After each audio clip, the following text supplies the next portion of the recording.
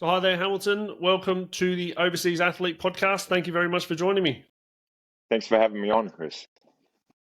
No, you're welcome. I'm very much looking forward to this. I've got no doubt you've got a very interesting story to tell. So I'll let you kick it off by giving us a bit of a backstory of who you are, where you played, and how you became an overseas athlete. So basically, my name's Hamilton Thorpe. I was born and raised in Darwin, Northern Territory. I suppose like my father was English, so when I grew up as a kid, I always wanted to play in England.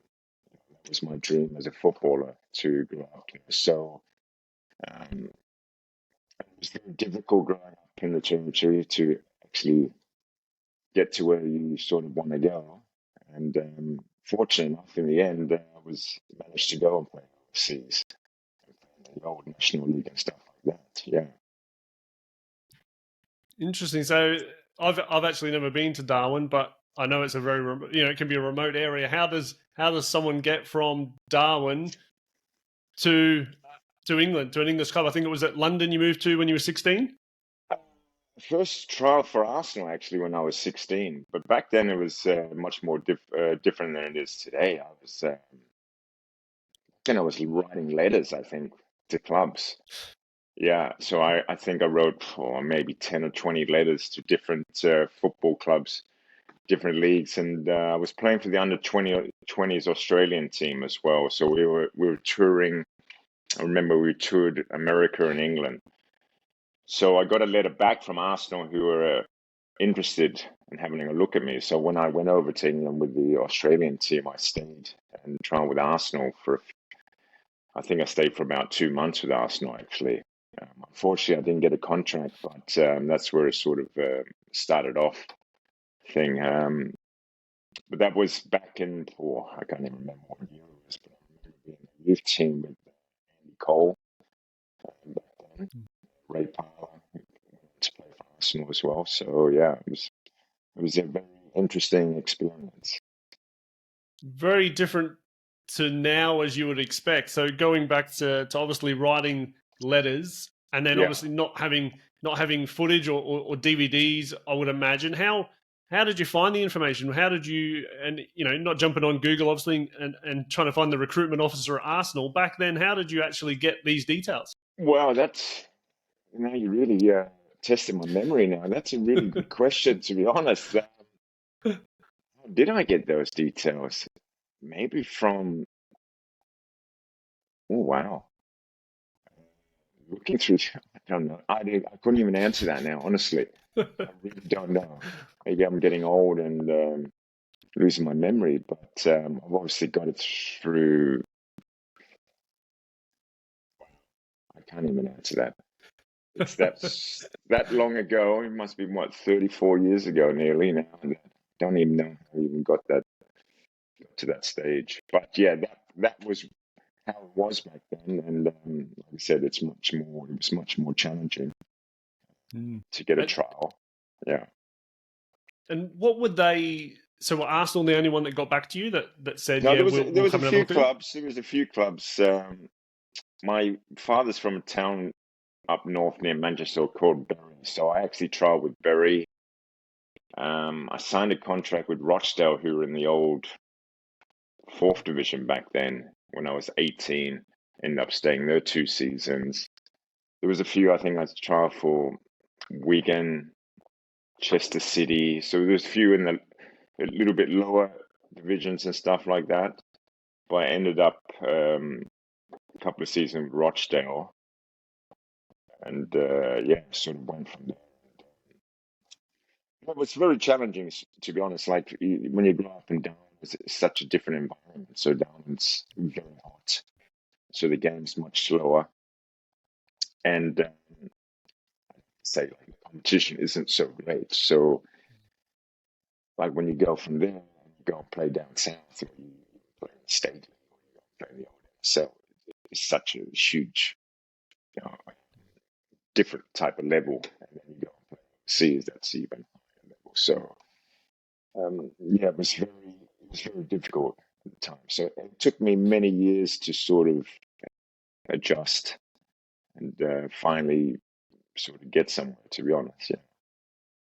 And what was the experience at Arsenal like back then? So obviously coming from Darwin and do a bit of touring with the Australian team, so no doubt you're around quality players, but I guess the step up, as you say, back then, and probably unknown as well. Like now, if you go to Arsenal, you have an idea of what's expected because you have so much access to what's going on in the world. But I guess back then, you wouldn't really have much of an idea as to what you're walking into. No, it was a real huge eye opener because you walked into one of the biggest clubs in England and maybe one of the biggest ones in the world as well. Just the training facilities and the coaching and just the level of players. It was huge. It was a huge eye opener for me, and I thought I was a good player until you go and play against these kids who went on to play in the first team. They were just a different level. You know what I mean? So yeah, it was quite daunting. And when you're 16 years old, and you leave home for the first time as well, your family and friends, and you move to the other side of the world, and just everything is different. Like the conditions, the English weather, even the pitches you were playing on. Even Arsenal had great pitches back in the day, but it's rain, it was cold, it was muddy. The game was so much quicker than I was used to, and the English game back then, it was super physical as well. There's something else I wasn't used to. So I found it really difficult to adapt.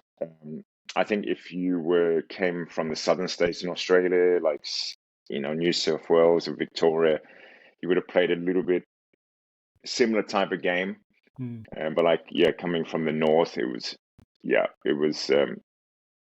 such a step up for me. Yeah, and it took a while. Yeah. And you said you were there for a couple of months. So did they give you enough time, obviously, to try and settle in, knowing that you'd obviously, come from the other side of the world, and to give you enough time to look at you? It was originally only for about a two-week trial, actually, and they actually liked what they saw. They obviously saw something in me, and they extended it for 2 months in the end. But like back then, I started off playing as a midfielder because I was quite tall. I was like 6'3" as well. So I always sort of was brought up on the Brazilian team of the '70s. So I always wanted to play with the ball a little bit. So, but the challenging thing is when I went to England, because they saw my physicality and my height and stuff, they thought I was a forward. They liked the big man up front. So it was the old big bustling forward back in the '90s.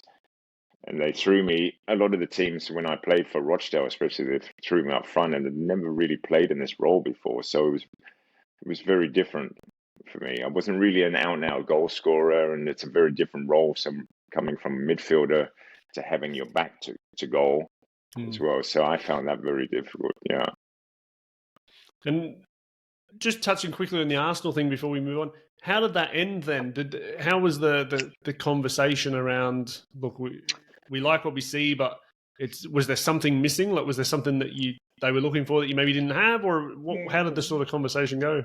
Well, what I remember, this sort of took me in the office, the sort of conversation was like we think you're a very good player, and we just have basically better players at the club already, or players just as good. So yeah, we think that you'll do a good job from the team or standards. So I mean, it's like I had a few rejections in my life, and it's something you sort of have to deal with and just get on with it. To be honest, yeah, it can be quite difficult when you're so young, because you have this dream of playing in the top league, and sometimes it doesn't work out.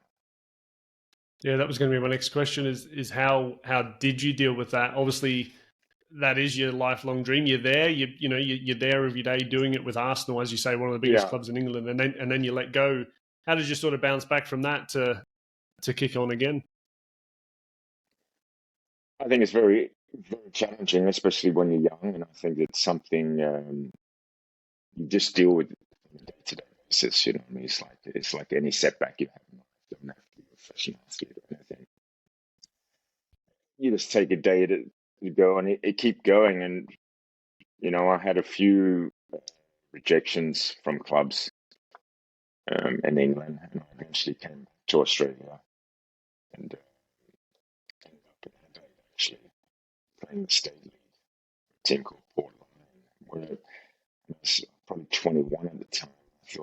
I think maybe the time had passed me to be a professional footballer, It's not going to work out, but I was fortunate enough at Raul Blanco, who was the West Adelaide coach at the time and former soccer coach. He saw me, offered me a trial, and I signed for West Adelaide back in the old NSL. So, if I look back on my career, I was saying, well, you had all these ups and downs, but you sort of persisted. You never really gave up on your dreams, even though I thought maybe this wasn't really working out. But it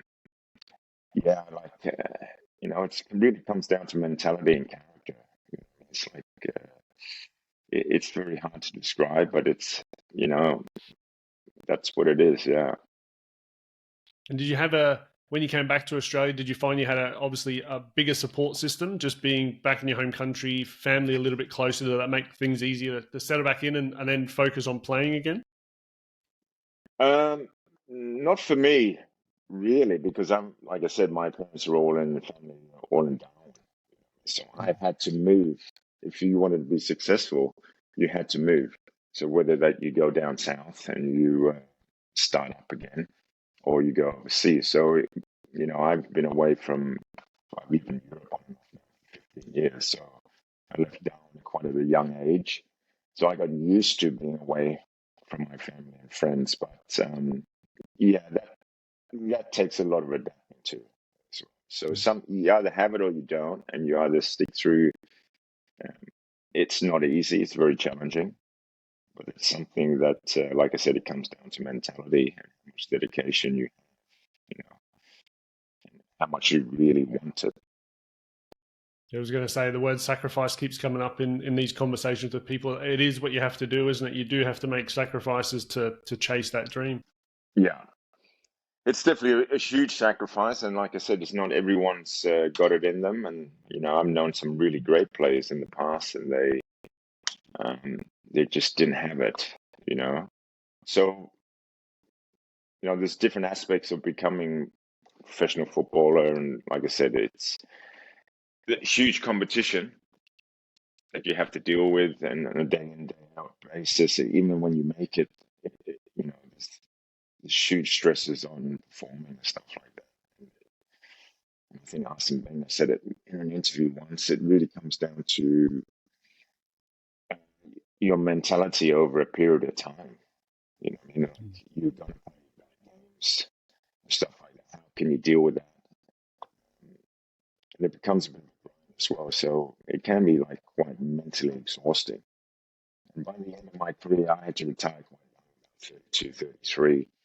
In the end, I was suffering a lot of injuries, but I was sort of done mentally, and I sort of stepped away from football altogether for a long time and had zero interest in it. Slowly come back into coaching, doing some coaching now. So, it definitely took its toll on me. Yeah. And was that what do you think? Because I know we'll touch on this a bit later, but you did say in the video that you'd sent me around the sort of psychology within football, and you wish you had more access to it back then, which obviously wasn't available. It wasn't a normal thing. But do you think that would have made a huge difference, being able to have someone to talk to and try and work on that mental side of the game? I think it definitely would have helped out. I think from a personal standpoint, I probably suffered from pressure a little bit. You know what I mean? I think being able to handle that better, maybe speaking to like a sports psychologist would have helped me, because I know in my career that's something that sort of held me back, is dealing with pressure and performing well. It's like sometimes maybe in the first 5 or 10 minutes of a game, if my first few touches weren't that great, I would probably drop my head a little bit and stuff like that. And it's dealing. I felt like I need some help, to get over these type of hurdles and deal with this type of thing. And, it probably would make me a better player as well. But that's where we go back to the whole point. It's a mental game as well. Yeah, I think from a couple of conversations we've had with people, and just knowing that, especially in today's game, and no doubt similar back then, but different. You're going in there, everyone's good, everyone's fit, everyone's fast and strong, and they're all technically good. Yeah. So at that level, it's the mental side of the game which I think does give you the edge, and it's so important now to be aware of it and work on it, isn't it? Yeah. Very much, it's like I said, it's different aspects of the game, and like today's day and age, yeah, you're up against a lot of competition just to make it. What is it? A very small percentage of kids go on from academies go on to play professional football.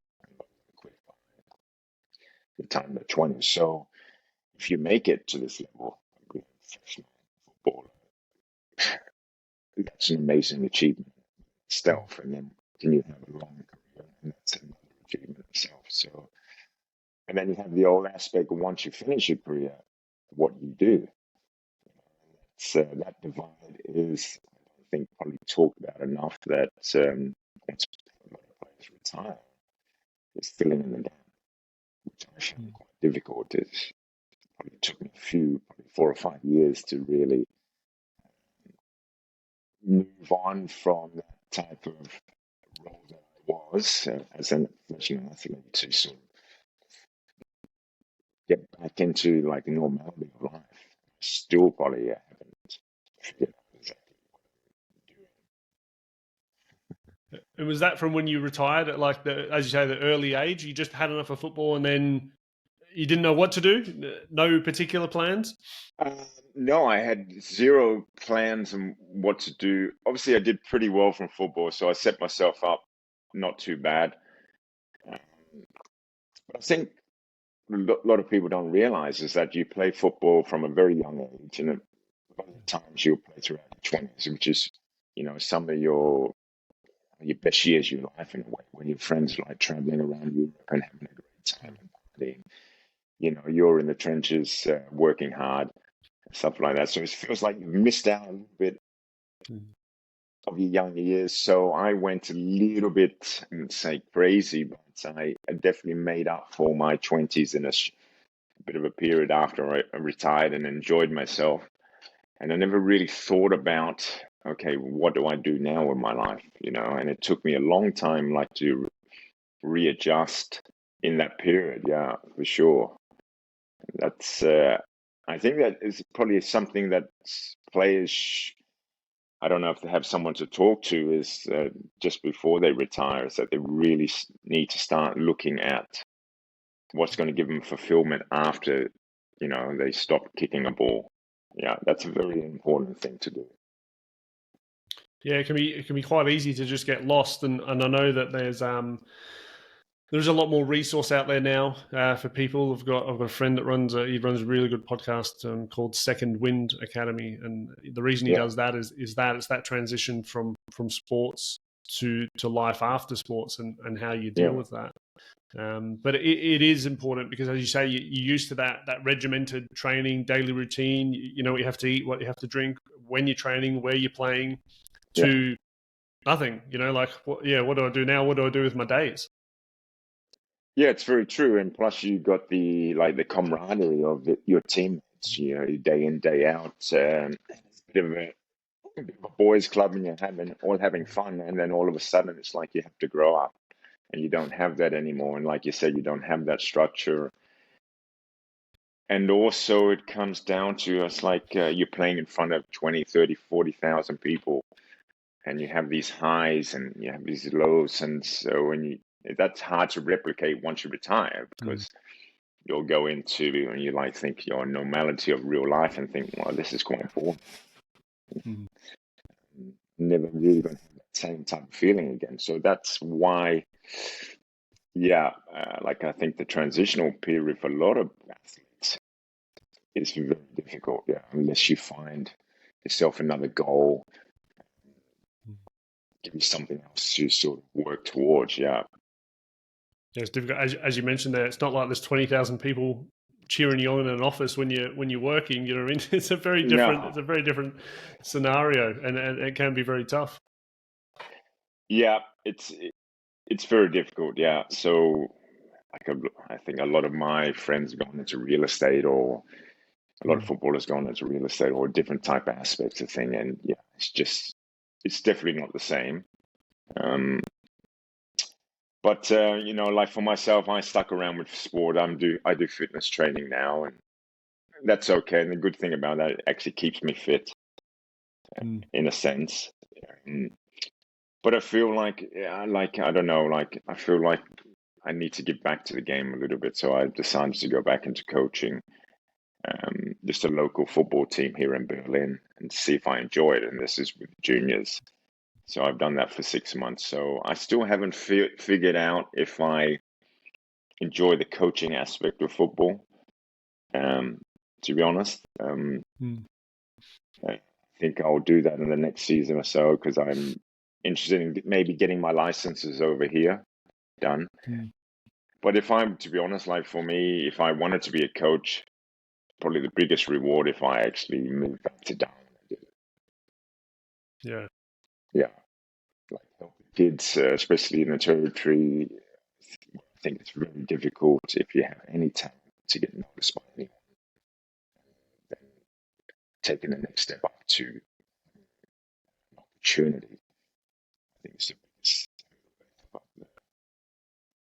And what would you, if that was the case, and obviously knowing what you know now and the past to take, not that you're involved, 100% now, but what advice would you give them, the kids in Darwin or Northern Territory, around if that's their dream and like that, they've got some talent, where would they start?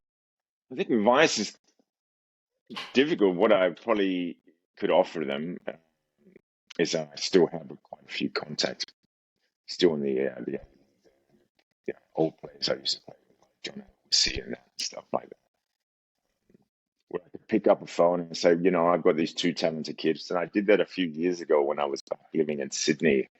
A friend of mine, Phil Moss, he was, I think, Central Coast Mariners assistant coach. I was good friends with him, and I was in Cairns at the time where my parents live now. And I saw a couple of kids had a bit of talent. Sort of said, would it be all right to get these boys to come down for a trial for a couple of weeks? And he said, yeah, the door's open. So I spoke to these young lads, and this is where I go about mentality. When I gave them the option, I said, well, you don't have to pay for it, yeah? You get this experience, you go and train with an A-League club, and if they like you, you might get a contract. But in the end, these two young lads, and when they're young, 20s, they decided not to go. Yeah. So that's where it comes down to, like, do you really want it? You're going to take yourself out of this comfort zone that you have, playing your friends up in Cairns, or if you want to be a professional footballer, you need to take the next step up. So, yeah, I suppose, like I said, at the end of the day, I can open doors, which probably are not there. But advice-wise, yeah, it's a bit tricky for that. And with your own fitness coaching that you do now, you've got your own clients and you're coaching players at a club as well. Yeah. Do you try and help them with the mentality side of it? Do you speak about that a lot, that because you think it's so important? What, to my football kids? Yeah, how old are they? Are they be young? They're young. They're under 12s. I think, at that age, they're just having fun. So, yeah, I don't really speak to them. Even though they know I'm a ex-professional footballer, yeah, I don't think that age. And I think in the German system as well, of coaching, that it's trying to just let them play. Go to like the tactical, too technical parts of it. Yeah, we find that here now as well. You've got that 9 to 12-year-old group here in Australia, and like the SAP, the Skill Acquisitions Program, where it's just, 4 key skills, just play, and then it starts to change a bit after that. But you can see the ones, you can see the kids, that are switched on and are always listening and are desperate and they run around. But it's interesting as well to see how many go from that and they're good when they're 15, 16, if that's still the case when a lot of things change. That's very true because, like back when before I moved back overseas, I was living in Sydney and I was coaching kids in Bondi actually. And one of the kids, and he was probably only 10 or 11 at the time, Massimo Luanga, plays for the Oh, Socceroos. yeah. Yeah. And if you said to me if Massimo was going to go on and have a pretty good career in England and do well for the Socceroos, I would have said no. I saw him as a didn't think he had what it took, to be honest. There goes to show that some kids may not impress you at such a young age, but then they go on to do very well for themselves. Yeah, that was a bit of a surprise for me, to be honest. What was it that didn't stand out, or you didn't think he had? Was there something you thought maybe he was missing? I think, it's like when you see kids that are 10 to 12, like you can spot very talented kids who are very technical, very good on the ball, just have it. And yeah, he wasn't special for me, so I suppose the biggest thing is like people will say to me, like, who was the good teenage kids when I was playing the old NSL, who I thought, like, these kids are very good. And one that comes to mind, I would say Brett Holman. I played with Brett in Parramatta Power, and Brett Holman was 16, 17, just coming through. And I knew straight away this kid is going to be very good. Just great talent. And then another guy, and I don't know if you've heard of him, played with me at Perth Glory, a guy called Ivan Ergic. I've heard the name, yeah. Yeah, like he was only 18 at the time, but obviously he's a little bit older. But yeah, great technical skills and stuff like that. But like I said, you never know. It's like you say that about Tim Cahill. Probably wasn't that special growing up, but just an absolute legend, really. Yeah. Yeah, and you can see the ones that have the ones that have got to the top, whether it's the Kuhls, Cahills, Vidukas, these guys that had to travel the same path as you, that had to leave, Australia at a very young age. Yeah. And I think that probably makes you stronger, the experiences you've gone through. And it's hard to do at the time when you're 15, 16, but if you do stick at it and keep working and like that, get the mentality right, that you just keep going, then good things can happen. Yeah, it's very true. Like when I was 16, I was offered a Australian Institute scholarship at the time. I don't know if it's around anymore, but it used to be one of the main things for all the young, talented football kids. And I turned it down. And because I wanted to go and try for Arsenal, because I thought that was a thing. But now, looking back on it, it's actually something I should have done. Gave me better coaching at the time, and probably better set up to where I wanted to be. So, yeah, the way I did it was very difficult.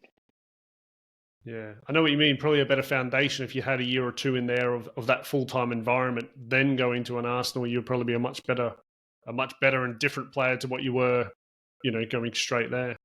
Yeah, for sure. Like going straight from down, I just didn't have the coaching. It was just, you don't have the level of competition, you don't have the coaching. So, I was just, it was all off my own back. And obviously I learned a lot along the way. But I look back at my career, and then to be honest, could have done better. Like I signed for Portsmouth. John Wilson, Craig Foster, and Robert Ennis back in the day when Terry was a soccer coach. He took 4 Australians.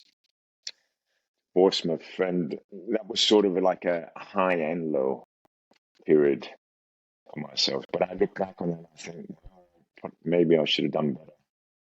I wish I did things better that I would change. Is that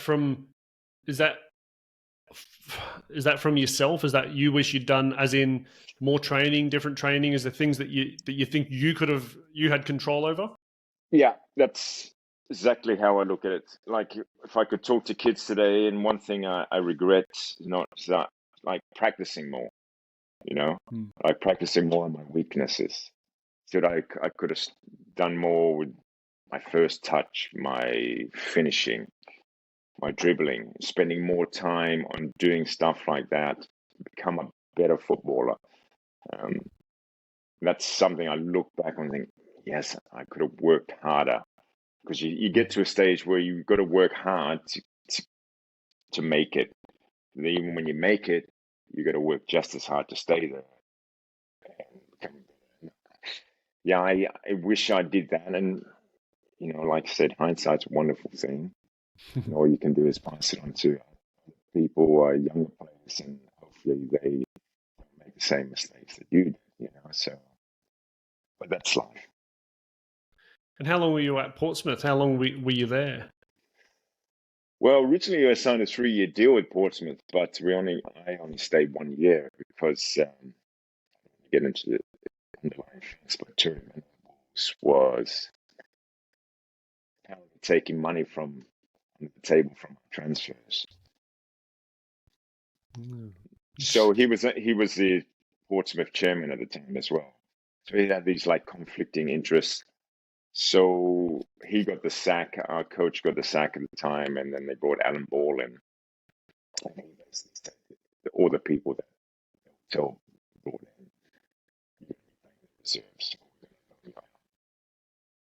And I was like, about 3 or 4 offers to get loaned out to like second and third division teams in the time. I spoke to my father. I was like, you know what? I came here to play Portsmouth back in the championship, play high level. I'm not going to suit at all. And that's another regret, because after a year, they paid us out, and I moved back to Australia. I said, fuck that, I want to get out of here. It's like leaving a taste in my mouth. I took the money. But in hindsight, I wish I stuck it out, because I think I would have had quite a good career. Wish I went, you know what, I'll go out and put the work in instead of just sort of like getting out of there. Yeah.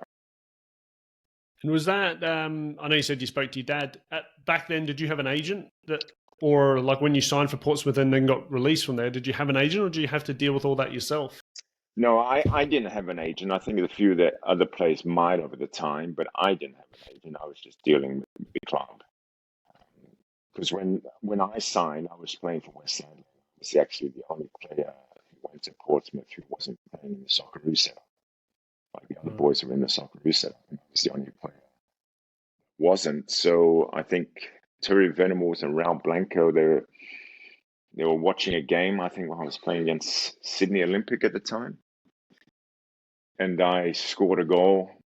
And I scored a few goals, and I think Terry Venables was watching and liked what he saw, and he approached me at the end of the season. Actually, the club obviously approached West Adelaide and said, we'd like to sign him. So yeah, I sort of did all my contract as well, like money and stuff like that. I probably didn't. Yeah, it would have probably helped to have an agent, but What were those yeah. experiences like? Like sitting in a boardroom, I'm assuming, going through contracts? It was a funny experience. Like I was about to go backpacking around Europe with my mates, to be honest. Like back then, you probably had about 3 months off when the NSL season finished. So I was like, yeah, I'm going to go backpacking around Europe. And I remember getting a phone call when I was in Darwin from my chairman of West Adelaide. And he says, don't go backpacking yet. There might be a club who's going to take you to England, Europe for free. And I was like, wow. He goes, yeah, Portsmouth interested in signing you. So what happens? I think the manager at the time was in Sydney doing something, scouting or something. So they flew me down to Sydney. I met up with the manager, a guy called Terry Fenech, And he's just basically sat down with me. He gave me a piece of paper. He goes, "Here's your contract. This is what we're going to give you." And it was like non-negotiable. Yeah, it wasn't a bad contract. It was much more than I was earning anyway.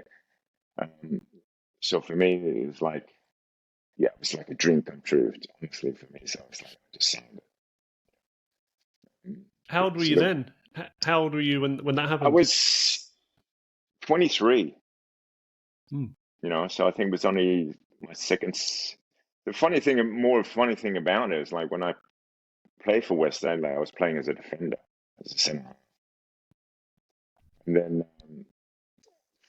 probably I think we hadn't scored a goal in 3 or 4 games. Yeah. So my coach one day in training comes up to me, goes, "We're thinking about putting you up front this week in the game against Marconi or something." He goes, "Didn't you play as a forward as a kid?" I said, "Not really."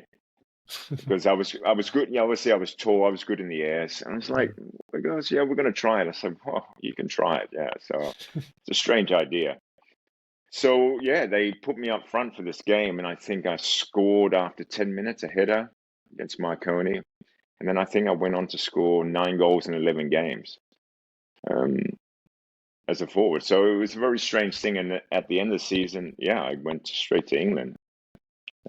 So they signed you as a striker? That was The the intention? A striker, yes. The sign as a striker, fully known that I'd transitioned there. And even Terry Venables said to me, he says, "I don't expect you to be in the first team so much in the first year at Portsmouth, yeah, because I know it's a transitional period for you, but guys, in the second year, I expect you to be starting." But that didn't come to fruition. Like I was sort of involved straight away. But I was still adapting as a forward, though. It was a very sort of new role to me and strange. Did you feel a lot more, I'm sure you did, but did you feel a lot more prepared having your Arsenal experience and knowing sort of what you had to walk into as a 16-year-old, but then playing in the NSL over here with obviously professionals, guys in the Socceroos team, so at a mumuch higher level? Did you go back with a lot more self-confidence that you knew what to expect, but better, you're all round better as well? It's a good question. You think I would have done, but not really. No? It's like, no, I thought like from my experience from Arsenal and then playing in the NSL, which for me was like a step up, I thought, but I adapted pretty quickly. But then I go to Portsmouth, I thought that was another step up in level as well, and maybe that had a lot to do that I wasn't 100% comfortable as a forward. It's probably more comfortable. Okay, I playing in the back, then to score goals and stuff like that, and feel like I was back at being a young kid again. Yeah, that I was still had to learn. So it was very interesting in that time. Yeah, that would be. I mean, like that, moving country again, at least you had some experience and you were a little bit older, probably would have helped. But then you've got the other challenge of thinking you're a defender and all of a sudden being signed for Portsmouth as a striker. Yeah, and the thing about it is a lot of people don't know about it. So you've made this transition, so you have the stresses from like the supporters and stuff like that, expecting you to be like this goal scorer and stuff. Like, well, they don't really know the story. You sort of need to sort of grow into this role. So I think John Ellis did an article last year talking about it, like our whole period at Portsmouth, saying about myself that I was a very good player. Me and John have spoken about it. He was actually told me we were in London, so I bumped into him in London, and he said to me, "You're a better footballer than me. Yeah, you just weren't a natural goal scorer." And it's true. Like John always grew up as a forward. He's more natural goal scorer. Like trained together. You could see it. I was never a natural goal scorer. I needed more time to get molded into this role. So, yeah, it's interesting. You can play in all these different positions, and like when I played in Sweden at the end of my career, I remember I played for a team called IFK Norrköping, And then one game we were playing against IFK Gothenburg, yeah, and I started. They signed me as a defensive midfielder, and I'm like, okay, that's an interesting role. I'll play this role. And in one game, I'd gone from central midfield to playing at the back for about 15 minutes because one of the defenders got injured. And in the second half, we were losing. I played as a forward. So I played all these different roles. So it's like, it's good and bad. You're like the jack of all trades and master of none, you know? Yeah. Yeah, that's interesting as well, actually, because you want to be versatile so that you're part of a squad, but at the same time, you want to be the best that you can be in your position. I suppose that's hard if people don't, they're sort of pegging you in different spots with that versatility. Well, I sort of found that out throughout my career. So one club might sign me as a forward, and then I remember signing for Perth Glory, and he wanted to play me the next season. So you go from one total different position to go and play in, you know, maybe a position you're more comfortable, but you haven't played there for 2 or 3 years. So even that transition is quite difficult. And the next season, another club would come in maybe, and then they want me as the forward. So it's a bit of a yo-yo effect, but yeah, like that was quite challenging as well. Like I said, it would be. It's that'd be a difficult thing to try and overcome as well. I mean, you think you go in, you want to sign at these teams, but difficult, I suppose, mentally for you to go, well, yeah, some guy sees me as a defender, someone sees me as a striker, someone as a defensive midfielder. It's hard. I suppose it might be hard to know for you to believe where your best position is. Well, that's very true. I sort of even look back on it thinking, where was I best at? You know, I mean, I didn't even think I was a defender either, to be honest. Like, I don't think I was a natural defender. So, like I said, when I started out as a kid, I was a midfielder. But for some reason, some coach put me in the defense and I did quite well. But I don't think I was a natural defender, and I wasn't really a natural forward. I just thought I could sort of play in these different roles and do quite well. But I'd probably say that I probably could be a better forward. Yeah. Just maybe not like I said, a natural goal scorer, but I definitely could create quite a lot of chances with different people. Yeah. So the big man in the 4-4-2 would be ideal for you up front with a strike partner.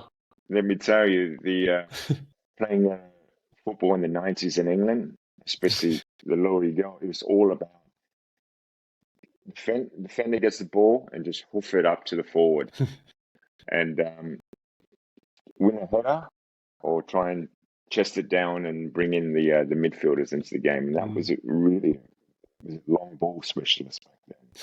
It wasn't really my ideal game. But, they tried to, like I said, when I grew up, I always wanted to be a ball player. But they tried to mold me into this big, tough guy. And I was quite timid, even though I was physically quite big, because it wasn't never really my game.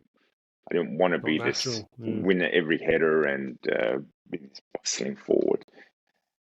But I probably should have done. I should have been more of this mean type of player than I think I've done.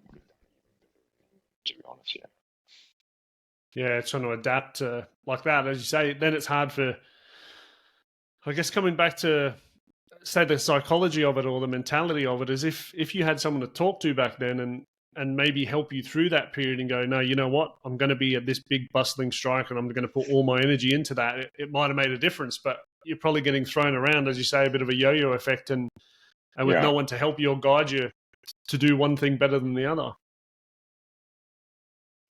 I think that's a really, really good point, because I think that's what's missing sometimes is I wish that a coach sat me down and goes, all right, these are your great qualities, but we need to train these other qualities into you. You need to get better at these. And I think that's a missing link, even when people are professional, when they go to clubs, is that the coach still needs to coach the player on what they need to do better or how to go about it as well. Because some people think you're the finished article when you're not.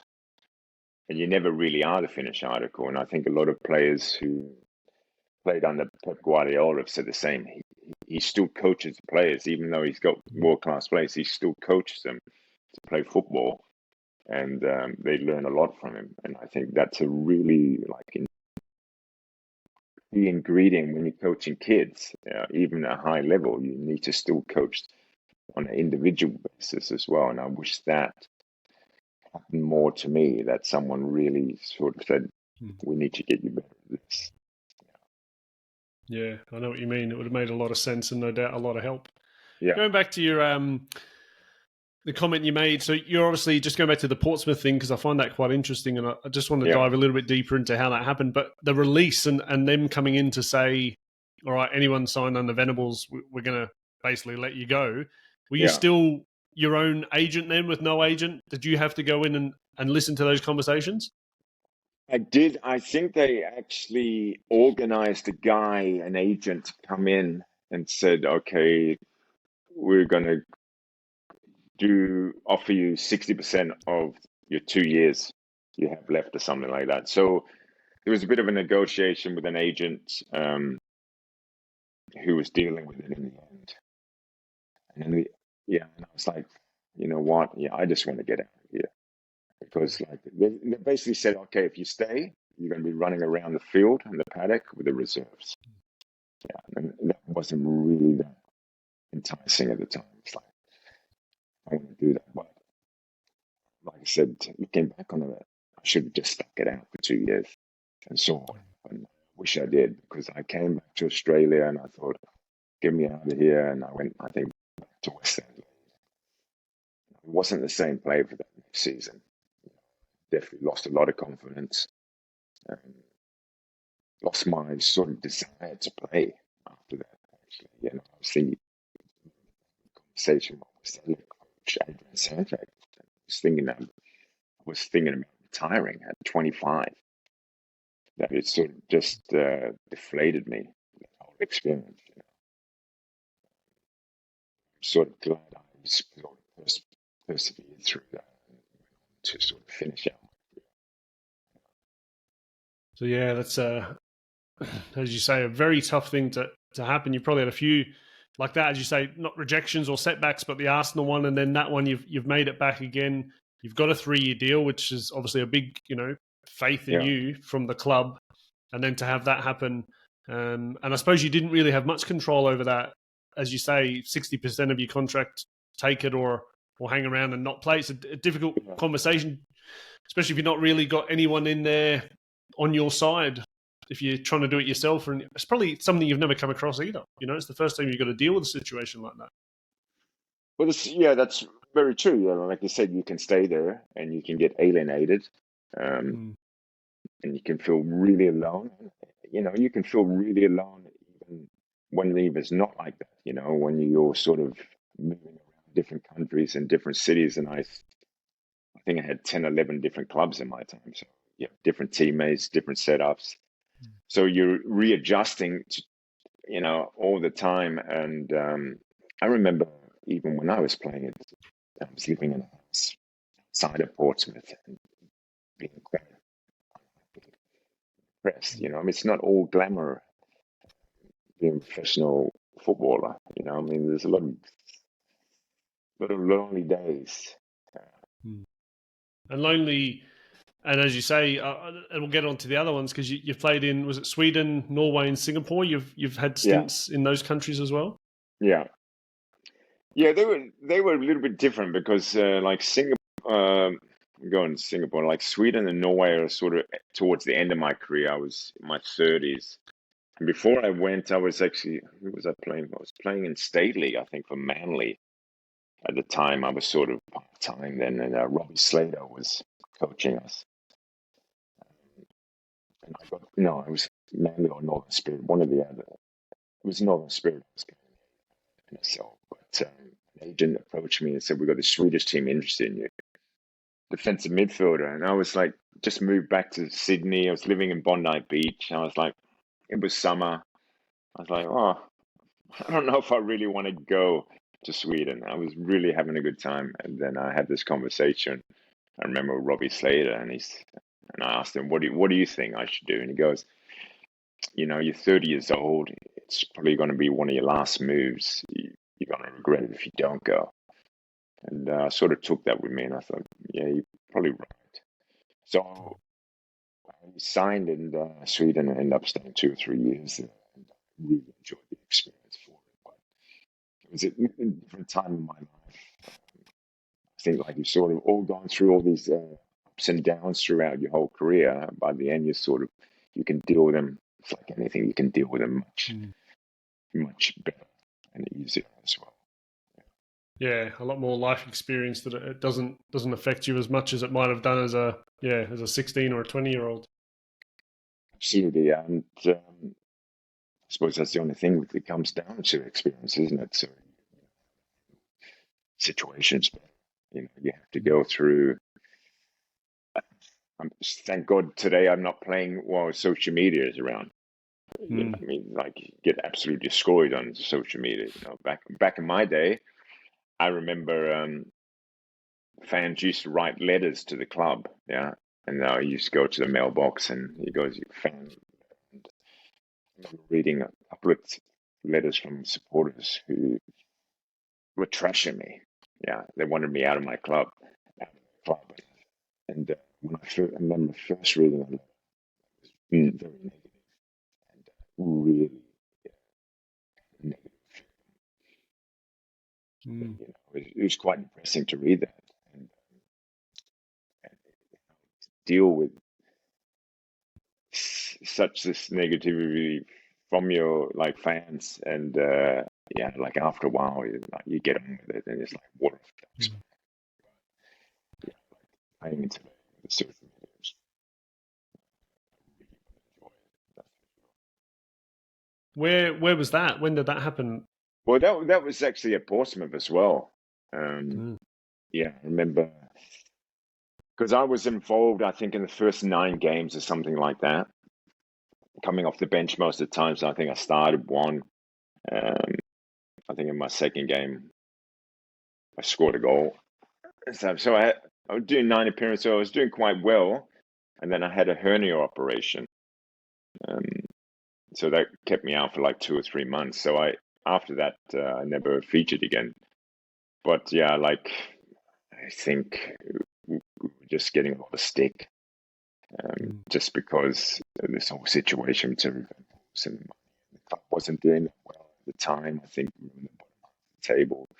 So, sometimes you use it as a scapegoat. I think that you're just taking the money. But yeah, like I said, I was injured a lot anyway. So Difficult to go through. That's a lot of pressure. That sounds like at still you were quite a young man at that point as well.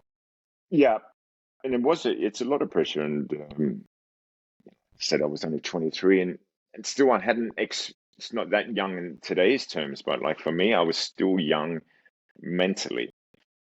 To playing at such a high level and having to deal with these outside circumstances around football, I was very naive to it still. You know what I mean? It's like, and I found it very difficult and challenging. I think that's what the aspect of it comes down to, the mentality of how is your mentality? Can you stick it out? Because you're going to have some dark times. Yeah. Can you go through this? Can you weather the storm? And can you push on, keep believing in yourself, and keep, keep pushing, and to see it through? Yeah, it's very challenging. Yeah, I just won't say it otherwise for young kids coming through that it's easy, because it's not easy.